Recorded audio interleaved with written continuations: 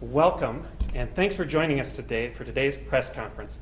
I'm Dr. Benjamin Aker, President of the South Dakota State Medical Association, and an emergency physician.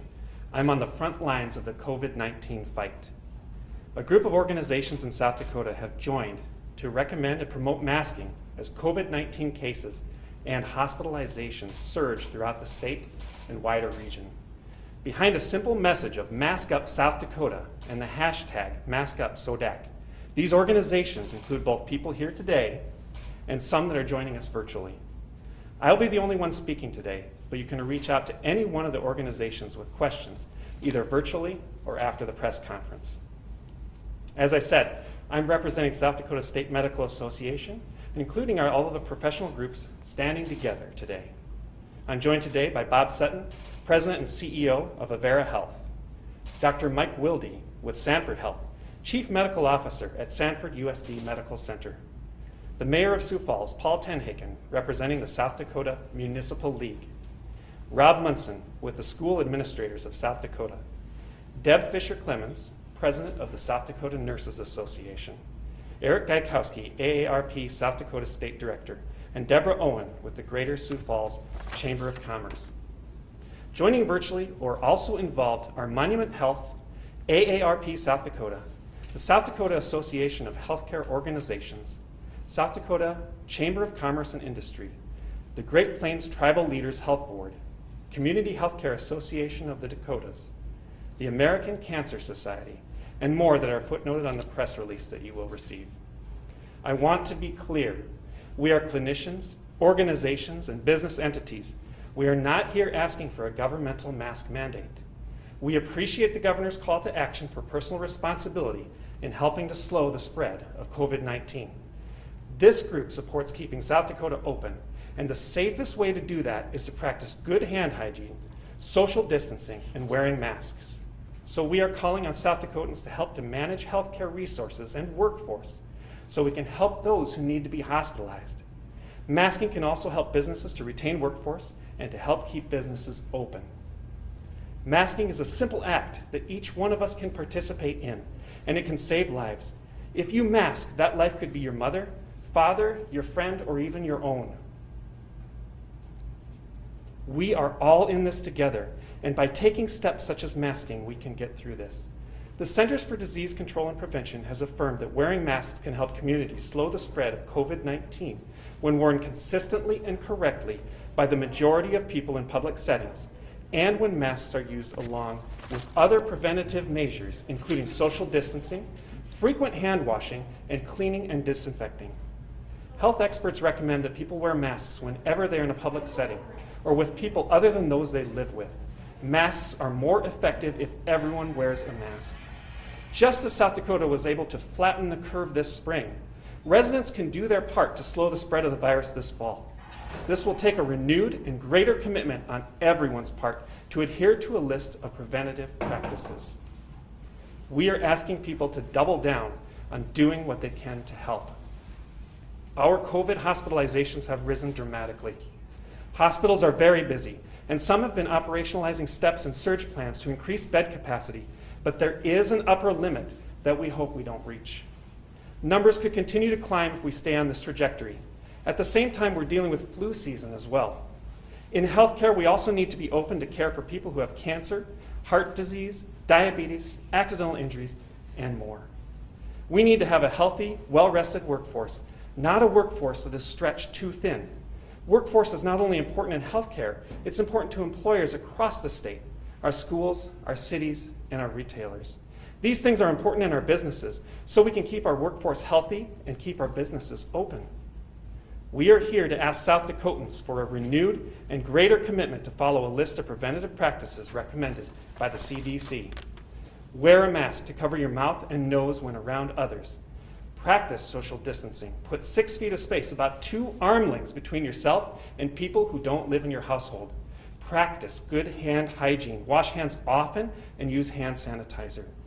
Clean and disinfect frequently touched surfaces daily. Stay home when you're sick or have been exposed to the virus, except to get medical care. Cover your cough and sneezes, and monitor your health daily and watch for symptoms. We thank all of the people of the state for their support. And please, mask up South Dakota. Thank you. So we'll take a few questions now, and if reporters have any questions that you can ask via the chat if you're online via Zoom, or if you're not here in the room, and you can direct them to Cale Feller. And we will have some one-on-one interviews. Some of our organization has to go right away, but some of them are able to stay and give you some interviews to their specific organizations afterward. And Monument Health and our Rapid City entities are also available if you reach out to their media team after the press conference. So I'd be happy to take your questions that you have now. Hi, I'm from the Associated Press. On masks, there's been some mixed messaging, particularly coming from the governor's office, doubting the widespread effectiveness of wearing masks. With that, is there concern that people are not getting the right message from medical authorities that they need to be that needs to be heard, and is that this campaign a part of that? So the question was, are people not getting the message of what needs to be heard about masking? And that's what we're here to do today. So we are here to say that masks are a very effective way to help to prevent the spread. It's not masking alone, it's hand hygiene, it's all the other things that I mentioned that we need to do. And we are talking to the individual people, the people who need to decide on how they're going to care. They should be the ones who are making that decision. They need to talk to their physician and be able to get the best information. And one of the ways that we can give them the best information is to have a press conference such as this. Dr. Aker, I have a question from South Dakota Public Broadcasting, wondering why now are we doing this initiative and why not sometime like in August? So the question was, why are we doing this initiative now and not in August? Well, the answer to that is that we have been doing this since even before August. We've been saying we need to mask up, we need to be hand washing, we need to have the social distancing, and if you're sick, stay home. We've been saying that, and we've been trying to get it out to the public as much as possible. And this is a great avenue to be able to have this press conference to do this, to get the message to the public, and we hope that they'll take the message to heart. Is there a consensus on how effective masks are among your group? And I'm going to piggyback on that question by asking places in Minnesota where there are mandates continue to see cases rise as well. So I think there are some mixed messages out there, how effective they are, and then how do you get people to wear them? So the question is there a consensus among our group on whether the masking is beneficial as the thought is? And with that, I refer you to the statement that I just made, in that we are here as a consensus to recommend that the individual wear masks when he or she goes out in public, and all the other recommendations that I made. Governor Walz in Minnesota used the metaphor of being on a goal line stand in terms of the current situation with the pandemic, and just the need to really double down in terms of all the things that you're talking about. Would you say that South Dakota is at a goal line stand as well? And how severe is the situation when you look at the number of cases, community spread, and hospital capacity? So the question is, how severe are we at right now in South Dakota with hospital capacity and community spread? And right now we have capacity in our hospitals, and we are able to take care of our patients. But the reason that we're here right now is that we don't want to get to the point where we're not able to. And if more people get infected, then that means more people get sick, more people need hospitals. And if we can do anything we can to help to decrease that, then it seems like that's a good thing to do. And that's why we're here today, to tell the people who are listening to this, with the broadcast and print media, that you should be doing these. You should take these recommendations to heart. You can help yourself, you can help your family, you can help your neighbors. So with that, I thank you for taking the press conference, and we'll end it right now. And then if you would like to come up to any of us individually afterward, please feel free to do so. Thanks so much for being here.